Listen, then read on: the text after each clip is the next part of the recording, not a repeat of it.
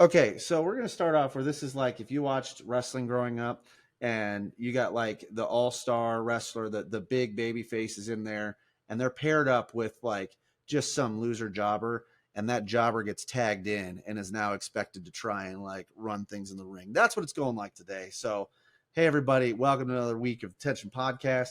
We're a show. I'm supposed to read this script that I never read before. We're a show that acknowledges most of life and faith is lived in the tension between the two extremes. And each week, we look at what many of us were taught growing up in evangelical churches. Typically, Jonathan leads this, but for some reason, he decided to give the keys to a toddler, and we weigh it against what our culture is saying, and we try to find what Jesus has for us in the tension between the two. If we haven't met, this isn't how it normally goes, and it normally goes much better than this because, again, given the map to somebody that can't read the map. My name is Eric, and we're joined, as always, by our co-host, Mr. Jonathan Carone. Jonathan, for the people not watching us on YouTube, maybe for both, what is going on today?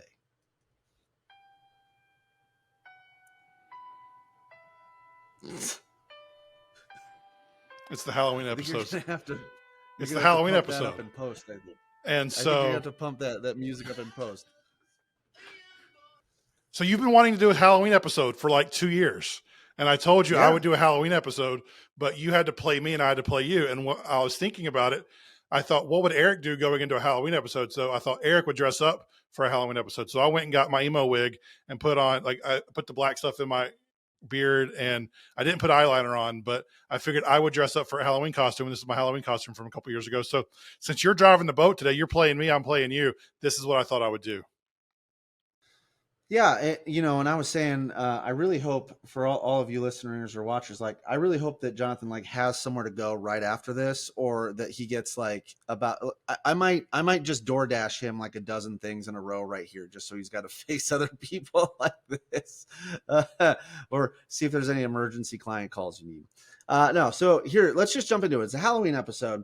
And, we just came off a Q&A where we answered all your questions about the culture war and anything else we've been talking about this season, which if you want to send in more questions, feel free. We'll find other ways to answer those as well. If you haven't listened to that, go back and listen to that episode. But this week we are going to be talking about something very timely as this comes out in conservative Christian circles. This is the idea of Halloween and whether or not Christians can or should be celebrating it. And so what I want to know is, Jonathan, what was Halloween like in the Bible Belt in the Carone household growing up? So my grandpa was a Church of God preacher, fairly fundamentalist. And so our church each year had a hallelujah party. It was not a Halloween party, but it was a hallelujah party. All the same elements of a Halloween party. You could dress up. You had candy. You had games. You had bobbing for apples. You had all those things we did in the 90s. Side note. We don't do bobbing for apples anymore. Have you noticed that? Why is that? That's one of those things that people realized a bunch of people sticking their face in the water and opening their mouth and following each other up trying to get apples in their mouth is pretty disgusting. So that is not going to be at your trunk or treat this year. But that was our thing. The only rule was you couldn't have any type of demonic or scary costumes. But you still dressed up. You still did all the other stuff.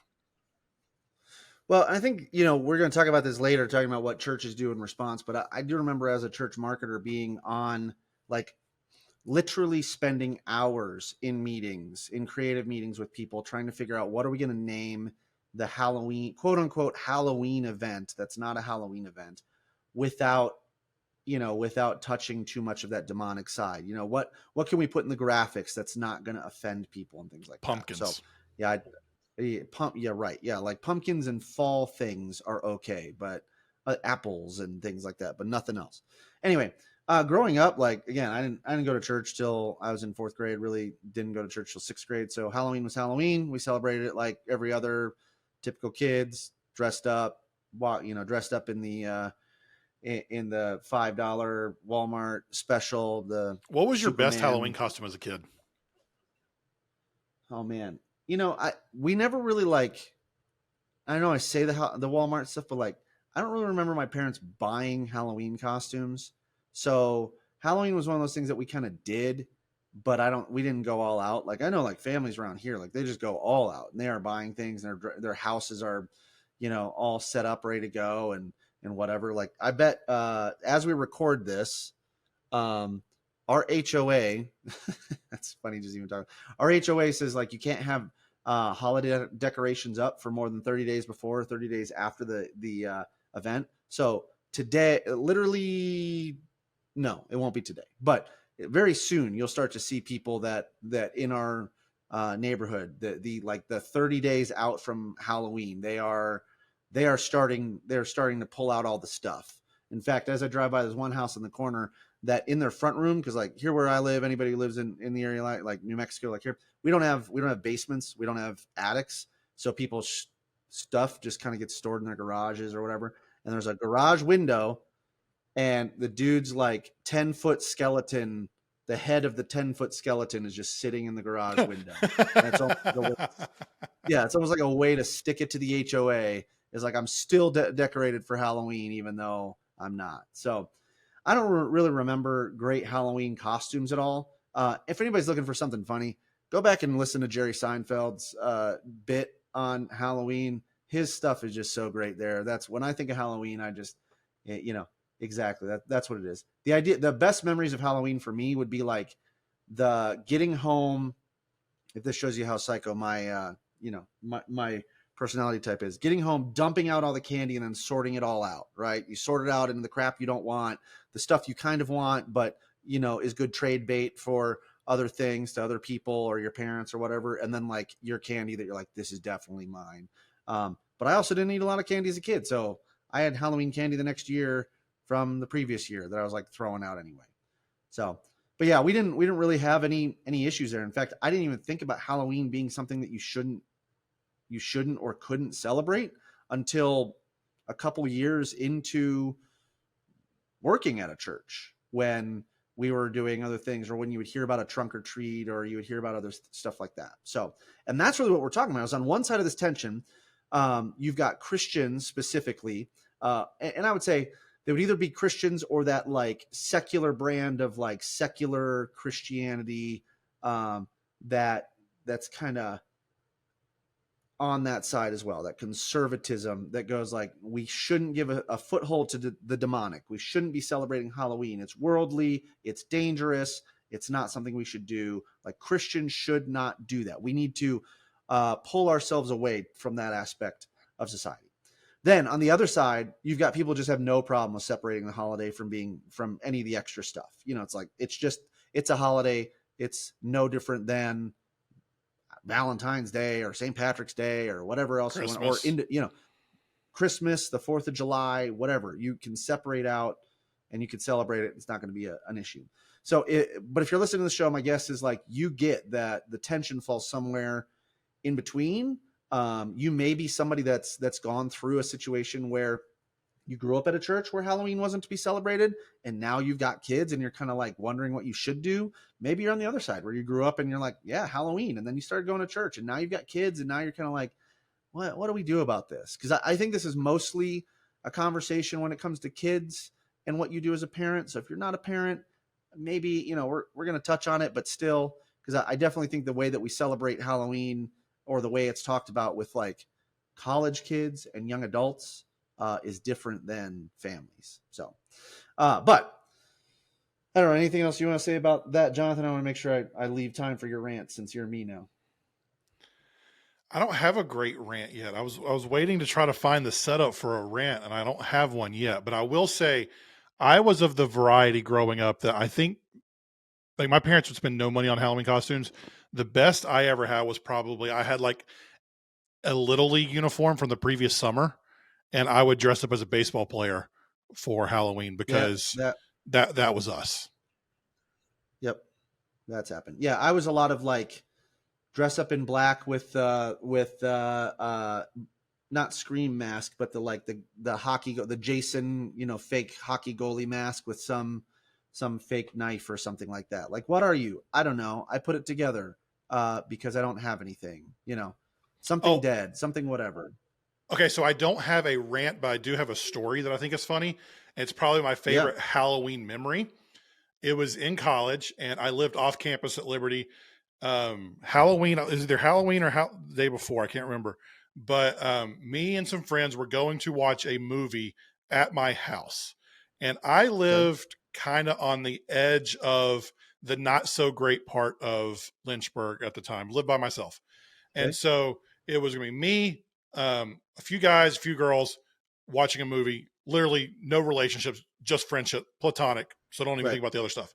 Anyways, the girls got there before the guys. Something happened that the other guys that were showing up were going to run late and they weren't going to get there. So we went ahead and started the movie. So we're sitting there watching this scary movie on Halloween night, a block or two from the ghetto, all the lights off in the house. I'm texting Nice. the guys that are coming because I had an idea for a joke. I knew this was the time. Remember when the Jabberwockies first came out? Do you remember them? Yep. White mask, they danced, all that stuff. Yep. So Yep. we had gotten some Jabberwocky masks for a football game that season, and I knew that these guys still had them.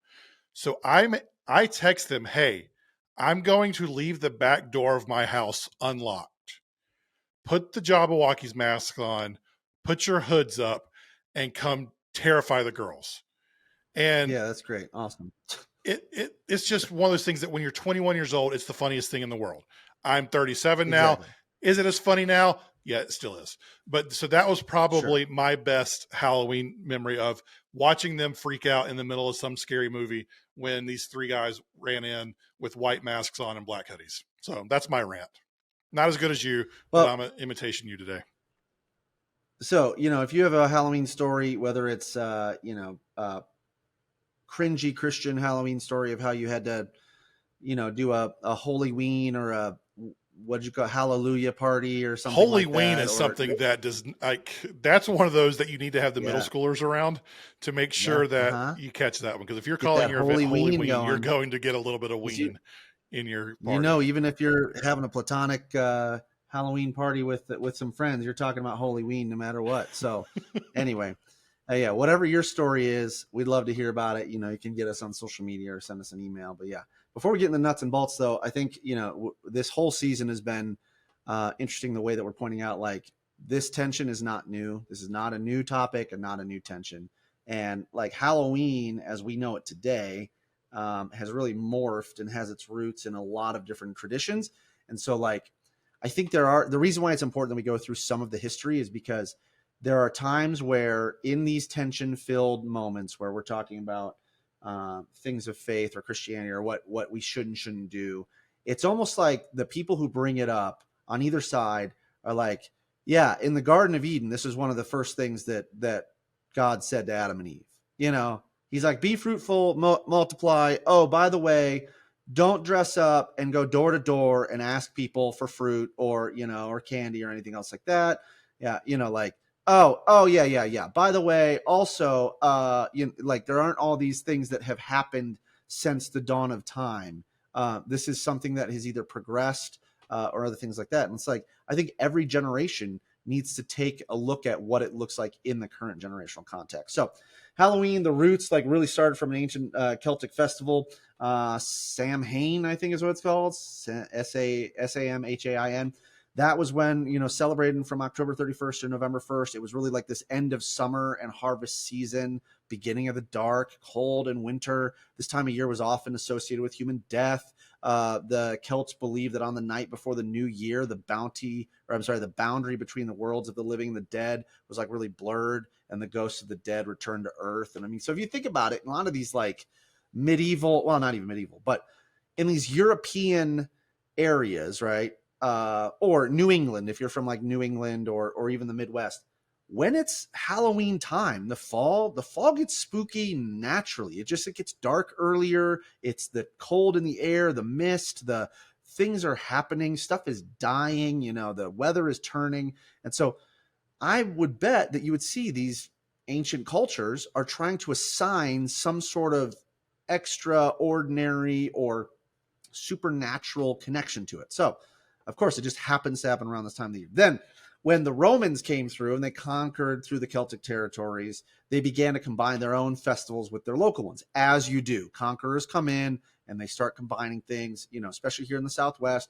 like when the ethnic cleansing of the Native Americans were happening, whatever the European group that came in would like go, oh yeah, your festival here, guess what? It's really this Christian festival. Oh yeah, this thing, no, it's really this thing. So it's very typical of the conquerors come in and assign their stuff. So Feralia, I think is what it's called. So it was a day late in October when the Romans would traditionally commemorate the passing of the dead. And it was, a day to honor the Roman goddess of fruit and trees. They were incorporating that into that Celtic festival. Then all of a sudden in the 8th century, this is when the Christians show up. All Hallows Eve. Pope Gregory III designated November 1st as a day to honor the saints. All Saints' Day incorporated some of the traditions of Samhain, and the evening before was known as All Hallows Eve, and later Halloween. So was that kind of like, the 8th century purge? I don't know. Maybe it could be. My headcanon says it was. But again, Christians are taking what's already happening and now inserting something else to try and create this. Then the Reformation, the Protestant Reformation, Protestants would distance themselves with any sort of like Catholic traditions and holidays. So obviously, with All Saints' Day and All Hallows Eve being more Catholic, Protestants are like, we're not going to have anything to do with it. So I would say, like, in my opinion, this is where the tension started. I don't know this for a fact, but I'm just guessing. If you were to go back and like Catholics, like, hey, you okay celebrating All Hallows Eve and All Saints' Day? Everyone say aye. They're like, yeah, great, no problem. And then all of a sudden, Protestants show up, did a lot of good things to distance themselves from the Catholics. But in one way, they're like, we got to hate on Catholic stuff. So we're none of this. We're not going to do it anymore. So that, I think, is where the tension started. I think if you would go back to the 8th century, the Christians and Catholics at the time, they'd be like, yeah, whatever, not a big deal. Now it's a big deal because someone said, I don't like that group of people and what they believe. So in Scotland and Ireland during this time, you're telling me that the issue between something in Christianity has roots and stems from one group of people having a disagreement with the other and not liking them. Oh yeah, it's almost like we have different virtues that we have to signal that virtue assigned against or for either our own piece or against another. And we base someone's holiness and followership of Jesus based on if they agree with our personal conviction of what we do and do not like. Yeah. Mm-hmm. Interesting how that happens. Never heard of that happening before. Not once. That feels like that's kind of that's the thesis or one of the running themes of the season too, is understanding that, you can even go back to Paul's writings where he's like, some follow Paul, some follow Apollos. And Paul's like, I don't give a crap. Like, stop it. Like, if you're a follower of Paul, if you're a follower of Apollos, don't argue there. You had like the Judaizers, you had there are these groups that Paul specifically, or the writer that we attribute to Paul in whatever case it may be, is specifically writing these local churches, like, this crap you've got going on between you guys with your different little alternative takes on the essential elements. It's not worth it. Right. So anyway, moving on. During this time of the Reformation, Scotland, Ireland, Halloween maintained the status as a secular celebration of the harvest and the changing of seasons. So imagine that too. You've got this group coming in that's like, hey, Christianity is the thing. By the way, hey, excuse me, locals. I know you've been doing something for, the entire existence of your people here. That's no longer right. Jesus is the answer. Here's what we're going to do. And it's like, can we still celebrate the changing of the season? Because like seasons still change, and I think like God created the season.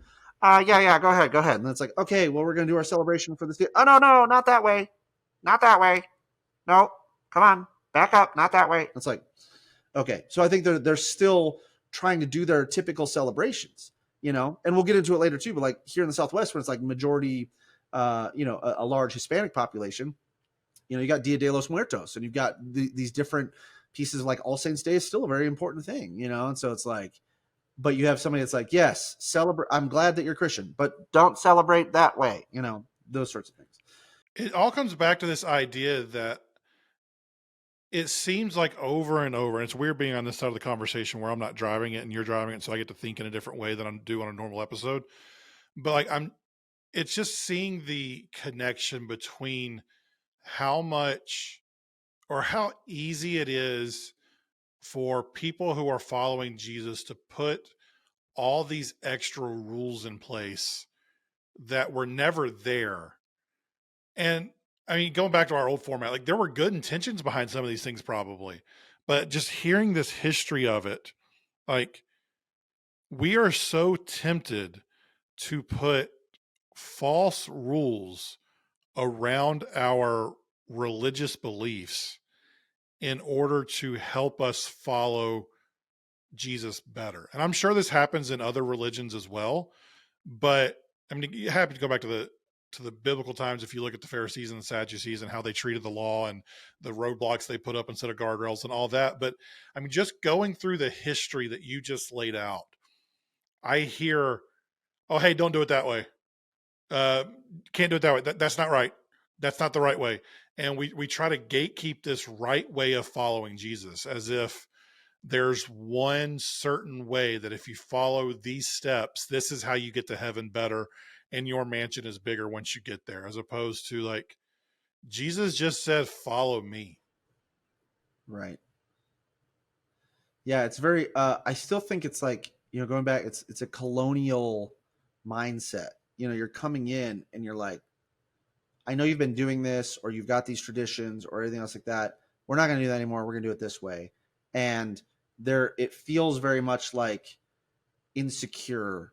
We want you, because, hey, if you keep holding on to these traditions, then you might think something's better than Jesus, or you might, whatever. And I'm sure part of the excuse is like, well, we don't want, we care about their we care about their faith and we care about their eternal resting place and all that kind of other crap. But at the same time, it's like, it's also very, it's very behavior control, because you're insecure with, can the message of Jesus just stand on its own?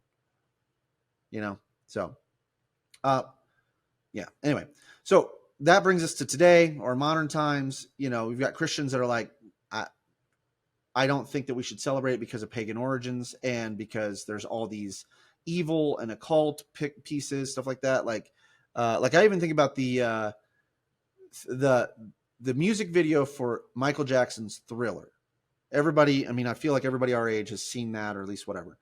If you've seen the full, like 14-minute or however long, 7-minute long feature trailer thing, whatever, music video, there's actually a disclaimer in the beginning where Michael Jackson felt like he had to say that, like, he does not support the occult, right? So, like, even something like that, because he grew up, I think, either Jehovah's Witness or, one of those, like, Christian fringe groups.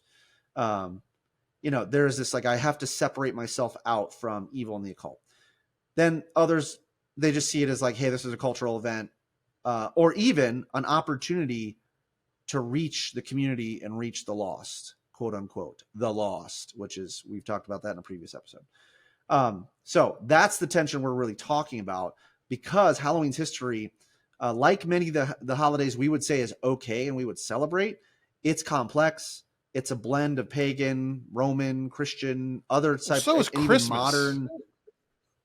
Right. Well, I mean, we haven't even talked about some of those things, but yeah, Christmas. But you will see. Here's the argument with. I can't get to most Christians by saying, hey, I think that we should be okay celebrating Halloween, because Christmas and Easter both have their origins in pagan, Roman, whatever. But you'll get people that are like, yeah, I don't think we should celebrate Christmas and Easter either. It's like, oh, shoot. My father-in-law's like that. Okay. Yeah, you're crazy. Okay, like I heard Hank Green the other day. He talked about, he said, like, people with climate change, which we did an episode on climate change last season. Go check that out, or 2 seasons ago. I don't even remember. And he's like, at this point, if someone, can you actually deny that the Earth is getting hotter? And he said, if you were to say, hey, who believes that climate change is actually happening? Raise your hand. Okay, keep your hand up if you think the Earth is flat.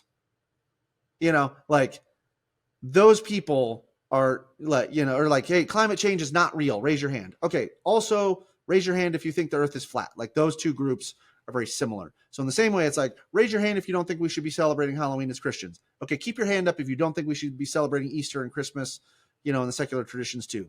Those groups would be in a, there would be a circle of that group. Yeah, I think I'm not sure where you're going because I pulled a full Eric and didn't read the notes completely today.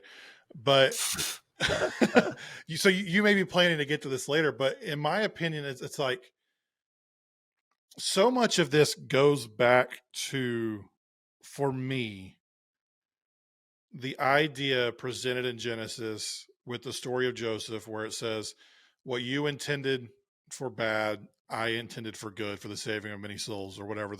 That's a bad paraphrase, but I'm of the belief that God can redeem anything, and the whole earth is groaning for restoration to be restored back to God. So many of these things, while the history of them missed the mark, I'm of the belief that, like, yeah, okay, they had some less than awesome, some sketchy, some wrong origins.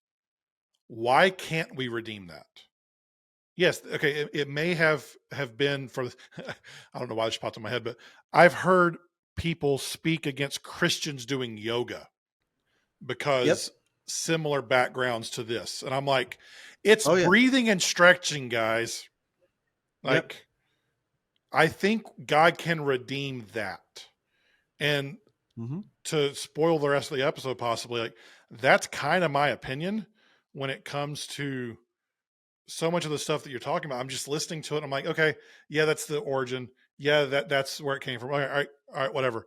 Like, but if I believe that the purpose of Jesus was to restore everything back to God himself and the way things were, that's what he came to do, then, and if I believe that our job as Christians while here on earth is to join Jesus in that restoration while we can, then why can't I redeem and restore something that had origins that were not of Jesus or of God that we worship and celebrate?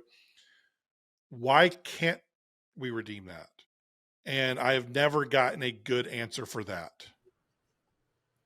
And at some point, it's like, forget the. Okay, I'm with you on the redemption side. Let's throw that out the window. Um, how about why can't we live in a world that's broken and not perfect, and still be able to navigate it?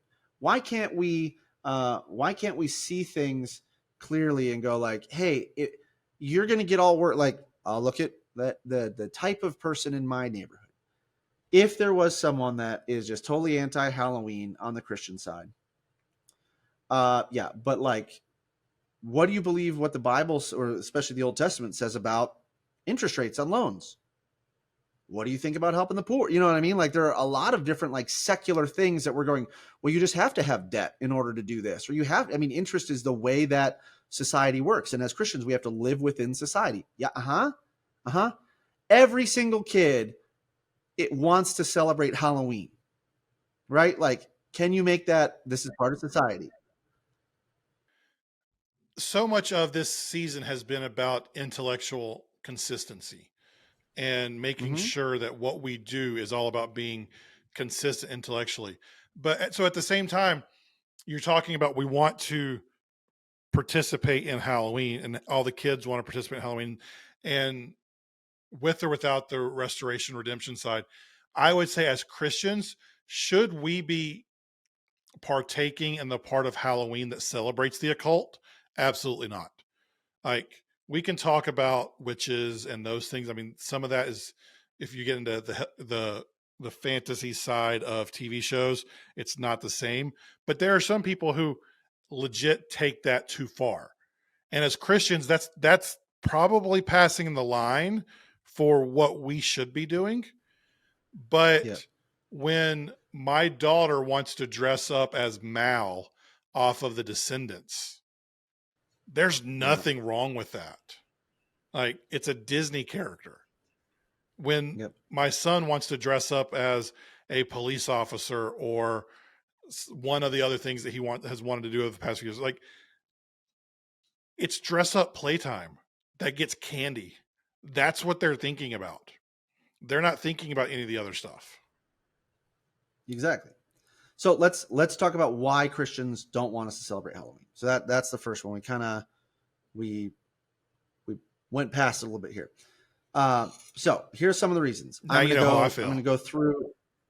Yeah, I'm going to go through the list of reasons why, and then you could talk through some of your experiences, because I know you kind of came a little bit more from Okay, go for it. this background. So, number one reason why Christians don't want us to celebrate, or why Christians think we shouldn't celebrate Halloween, is the devil or demons. Like, I mean, like, just kidding, but for real, it's like, why don't, oh, because of the devil. Don't want to give a foothold to the devil, blah, blah, blah, blah, blah. So there's the devil, there's demons. Then there's the focus. I don't want to gloss past that, because I think there's a legit thing there that we either undervalue or overvalue depending on the side of Christianity you come from. If you're more on a Pentecostal or charismatic side, you are very aware of demonic ideas. If you're more of a Baptist or more of a cessationist mindset, you don't really think about it that much. But there is something to the idea of, you don't want to bring that stuff into where you are too much, because we overplay the foothold idea, and you make the joke because of how terribly people apply that scripture context to life. Like, we don't want to give the devil a foothold, so I'm not even going to say that my back hurts today because I don't want the devil to have a foothold there. Okay, that's stupid. But when we start doing things that actually can lean that direction and invite the demonic or the whatever you're going to call it, depending on where you are in Christianity, when we invite that in, that is never good. So there is a tension there of like, we don't want to be going that direction. That's where I brought up the witchcraft. That's where I brought up the occult. Like, there's a line there. I don't know what that line is, and I'm not going to say it for everyone, but I can tell you my kids aren't going to be dressing up as witches. Like, we're not going to be doing like the spooky spells and those things. That's just not something that we are going to do based off of spiritual interactions that my wife and I have both had in our past. Yeah. And so, like, you're probably not watching Hocus Pocus. Hocus Pocus is fine because we know it's fake. And so, like, there's that's where the line is for like Hocus Pocus. Like, I'm not interested in it, so I'm not going to watch it. But like, I'm okay with Hocus Pocus because I know it's a fake entertainment value. We tell our kids, hey, remember, this is fake. This isn't real. So we kind of, anytime that type of stuff on TV shows, Nicole just finished watching Sabrina the Teenage Witch again. Like, she went back and watched that. That's obviously fake entertainment. But in our culture today with Halloween, the realism is there. And people want to be more realistic, as opposed to like, this is a campy TV show or a movie or something like that. And so that's where, as a family, we're going to draw the line of like, we're not going realistic into this stuff, but like the campiness, the TV, the entertainment, sure, whatever. So that was one of the other ones on the list, is the association with witchcraft. So not only is it like devils, demons, whatever, but also there's this sense of association with witchcraft. And I think it's only gotten worse since like the idea of being a Wiccan or a witch or anything else like that has become more popularized, because it's more accessible on social media and people talk about it, other things like that. So I was followed on TikTok by some people who claim to be Christian witches, and I don't know how that's physically possible. Like, that's just the biggest oxymoron I've ever heard of in my life. But somehow they think it's possible, and it's not. So that is a justification for, we're not going to celebrate Halloween. The other side, we've already talked about I'm not the other side, but another one is, we've already talked about, is the pagan origins. Is, you're celebrating an event that has its roots, or even if you don't mean to celebrate it this way, the intention behind it, the Trojan horse, if you will, of it, is that it's actually a pagan holiday, and you might be celebrating, pagan gods and rituals. Oh, I'm gonna pull it, Eric. Oh, I got one. I'm gonna go on a small Eric inspired rant here. I'm ready. It's the same idea as people who cannot or are unwilling to acknowledge diversity, equity, or inclusion ideas, because Ah. DEI comes from CRT, which comes from Marxism, Mm. and Marxism is 100% opposed to the gospel. So, because one secular thing pulled this idea out, we cannot say, hey, you know what? Paganism, that's wrong. But this Right. celebration thing they had, that sounds kind of fun to go look at the pumpkins Yep. and give away candy and go to each other's houses. Let's pull that out and have different reasons we do that because that sounds fun. Just like, hey, I think we should focus as a business on making sure that we're a diverse workforce, that everyone has equal opportunities, and that we include people of all backgrounds. Sounds like that's Right. a good idea, but hey, that's CRT Marxism, you liberal. You can't do that. Right. Like Hmm. it's the same concept of can we pull out good things from um bad structures? And just like we talked about, was it 2 weeks ago we did the good fruit from bad apples type of thing? Like, can we pull good doctrine out of people who did terrible things? Can we Yeah. have good worship songs from churches that teach bad things or have been involved in scandals? Like, overall, I'm going to say yes, we can pull good things out of those things as long as we're willing to work in that redemption process to redeem them for what is good. I'm And done. I even think like, can we pull good things without the logical fallacy of jumping to conclusions, and saying diversity, DEI or whatever you want to say. Uh, can you just let that exist on its own, or is it your bias that's carrying it into CRT and whatever else? We I don't know that we've done it this season, and we probably haven't. But here's a brief purity culture aside, right? Is like, can you separate out what a woman is wearing from what you are thinking about that woman, from what her sin or not sin is involved in that process? It's a very similar thing where it's like, oh well, I don't think women should be able to wear that. Why? Oh, because it's going to cause a man to stumble. It's like, can you separate out your responsibility in that equation from what a woman chooses to wear? Can those two things exist separately, or are you so insecure, are you so scared about it that you have to connect the two, and now you can't take responsibility for yourself, that you have to apply it to others? Same thing with Halloween. Like you said, it is a dress up candy event. Dress up candy event on a night that is going to be dark, and we're getting ready to go into a depressing season. It's like, can you separate your kids dressing up and going door to door to get candy from the Celtic celebration of Samhain at the beginning of the millennium? Like, I think we can make that separation. And if you can't, we'll talk about that in a minute. Okay, so these are very similar together. So we've got the devil, we've got the association with witchcraft, we've got the pagan origins. In general, just darkness and evil. I do know that there is a bit of like, whether you're talking about a foothold to the devil, but there are plenty of Christians that and I don't understand this because this is just not me, my background, or my personality of like, I'm not more attuned to the spiritual warfare going on in the 5G network on our flat earth, or whatever happens to be here. Like, I don't have that kind of radar. So I'm not sitting here thinking like, oh, if darkness and evil is, if you put your mind on it, then that's where you're going to go. Like, yeah, do I understand that what mentality is supposed to be in the power of your thoughts and everything like that, and taking every thought captive? Yes. But there are definitely people that are like, I have to stay away from too many evil things because it's going to consume my life. And so when you think about Halloween, it's hard to separate from the darkness association, the evil association, and somehow that's going to take hold of me. So, anything on that? Well, I mean, I hit on I it got earlier. four more, so we got to go. I hit on it earlier. So, I mean, I come from a different angle of you a little bit there, but I just like, I can eat Starbursts while walking with my kids through the neighborhood and not think about the evil. So I'm okay with that. I'm okay making that line of like, I'm not going to go that route and separating the fun dress up candy from the evil part.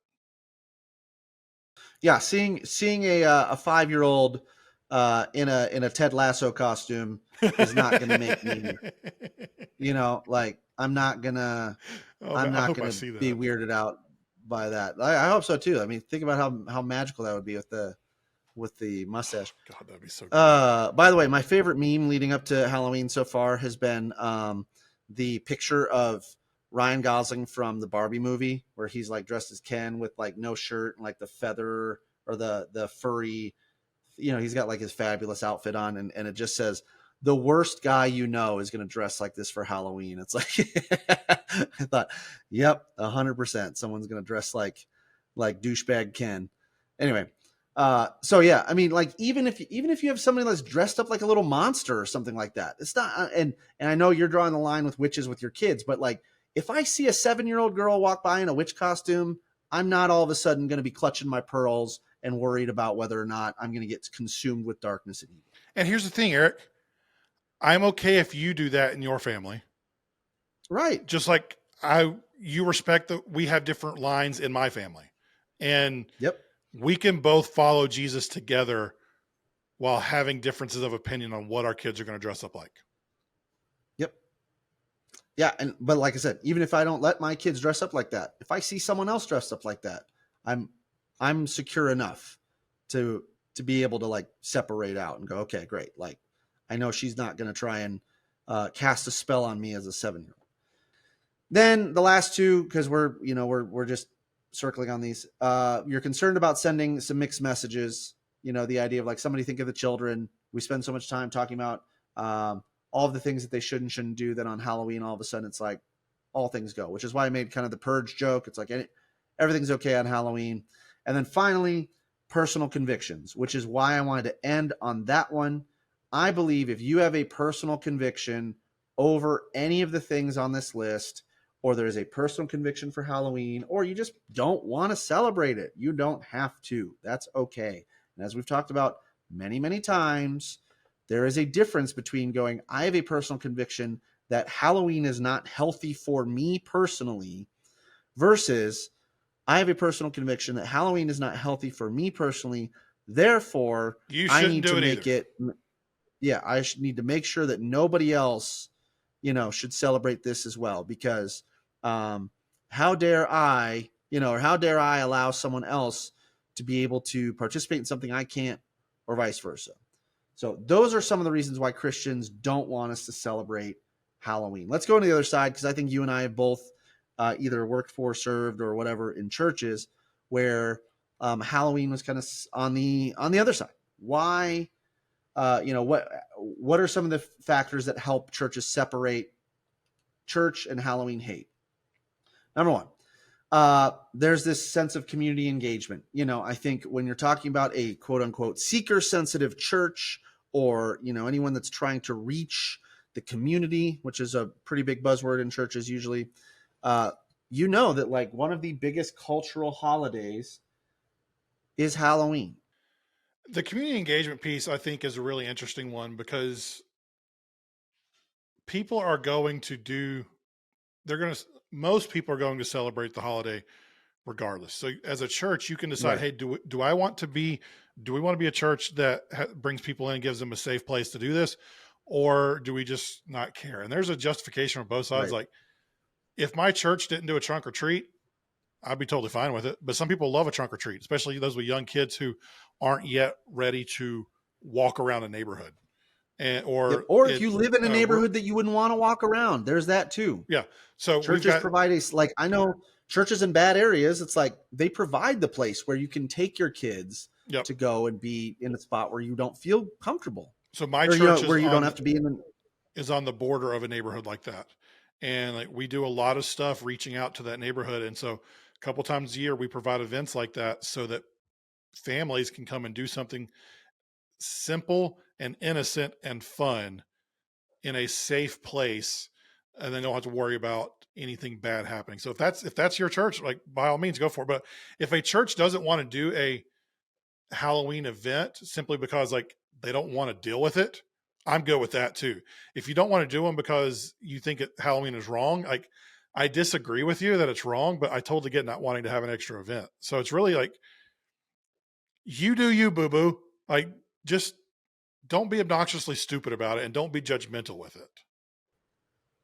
Yeah, similar to like when I was living in the Midwest, is that way too. Where you get a lot of farm communities where it's like we can't go trick or treating because our neighbor is a half mile away, so there's no trick or treating. So the church sets up something where you can all get together on a holiday, and it's a community event. Great. If your church doesn't want to do it, like you said, also great. There's plenty of opportunities. That's the same thing with churches where they're like, the week between Christmas and Easter or Christmas and New Year's, we need to do something.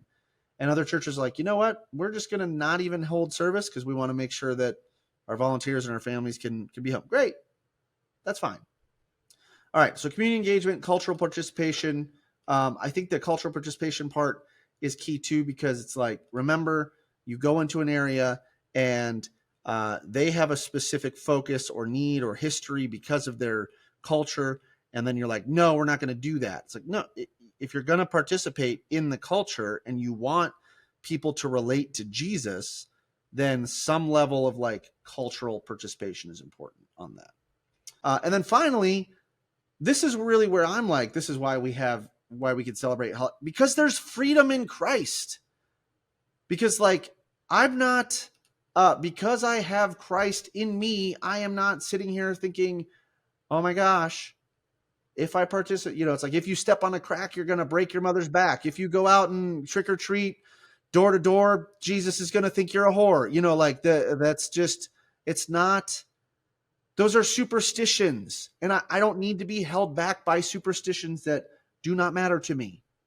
Can I be a child? Jonathan, tag to you. Can I be a child? Yes. Saying Christ in you immediately after saying Holy-ween. Yeah, exactly. Yep. For those of you not watching on YouTube, I had to put my shirt above my mouth because I was trying not to laugh and distract Eric from what he was talking about. But the second he said, Christ is in me. You.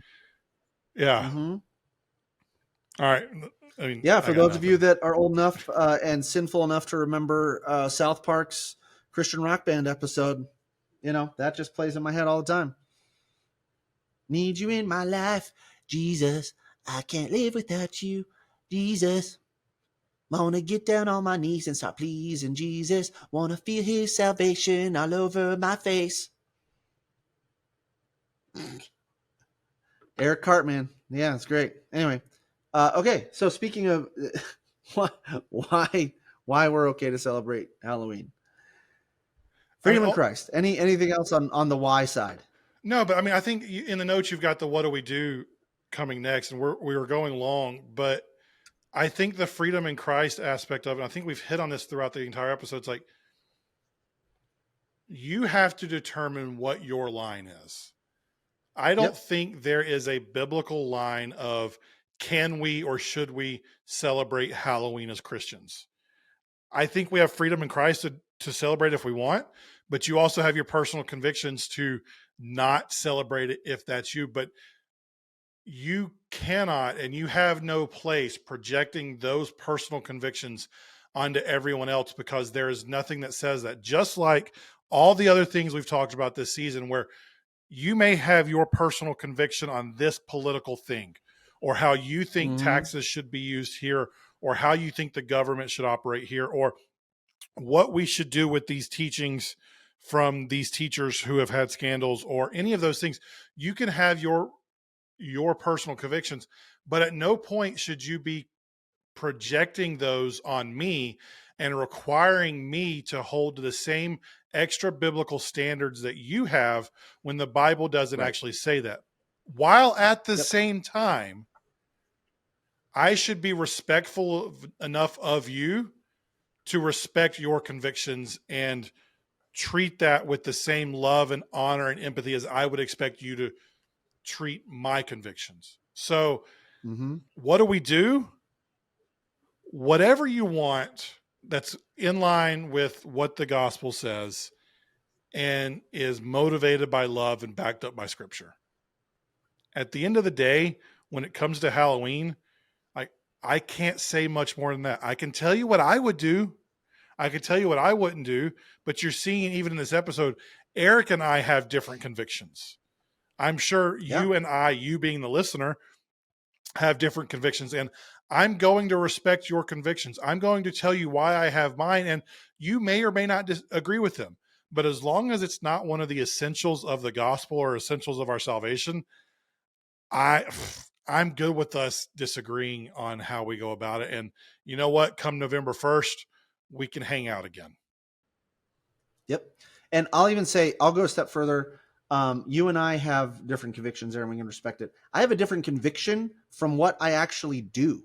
Like celebrate Halloween. Great, go for it. I think you have freedom in Christ to also turn off your porch lights, turn off all the lights in your house, go into your basement, go into an inner room or an upper room and watch TV and not have to pass out candy, because that's the other thing is like, I also, my contrarian nature is like, screw this cultural event, not because I'm Christian, but because I just don't want to be going to the door, listening to my dog bark, handing out candy. I don't want to walk around with my kids collecting candy, having to talk to neighbors that I only talk to once a year. That's fine too. I'm okay if you do that. In fact, for the most part, we put a bowl out on the front porch. We say, take one. I put a little funny what is it, Roz from Monsters Inc. on my Ring camera, and I say, I'm watching you, always watching you, and then little eyeball is Roz's eye, and we either hang out inside, we go over to somebody else's house, or we might go trick or treating somewhere. So it's like, it's not a big enough deal. This is what I want to say, and this may be the bumper for the whole episode, may or may not be. If you are thinking Halloween is coming, I need to start my manifesto on Facebook or in my Facebook mom Christian moms group, telling all the people why they shouldn't celebrate Halloween, I'm telling you right now, save it. Nobody cares. Nobody cares about your personal conviction about Halloween. Keep it to yourself. It's like a belly button. It's like a butthole. Everyone has them. And if you put them in the wrong spot, they stink, and it's going to be embarrassing for you and everyone else. Holy Ween. Yeah, keep your Holy Ween to yourself. I'm sure your Holy Ween is touching. It's probably like really impactful. Your Holy Ween is probably like a real big deal in the neighborhood. I would say you probably talk about it like it's a little bit bigger than it actually is when people see it in person. It's probably unimpressive, if I'm to be honest. You think your Holy Ween at your church is like important. Unfortunately, when push comes to shove and it's actually revealed, it may be less than advertised. Nobody else thinks your Holy Ween is as important as you do. Let's just put it that way. And after it's all said and done, you're just left with a big mess anyway. Well, that's it for this season of the Tension Podcast. We're going to be back in January with season 9. Maybe. There might be a bonus episode somewhere between here and then. So make sure you subscribe to the show wherever you get podcasts. Subscribe on YouTube so you can get that bonus if it comes out. If you want to connect with us on social, Eric is at EricW712 on all the major platforms. I'm at Jonathan_Caron on them as well. Or you can email us at hello@tensionpodcast.com. If you found this episode interesting, hopefully you did, share it with a friend if you think that they would benefit from it or if they would enjoy it too. But like always, thank you so much for making us a part of your day over the last 8 weeks. Thank you for making this show so much fun for us to do. And we will talk to you again in January. Have a great holiday season, everybody.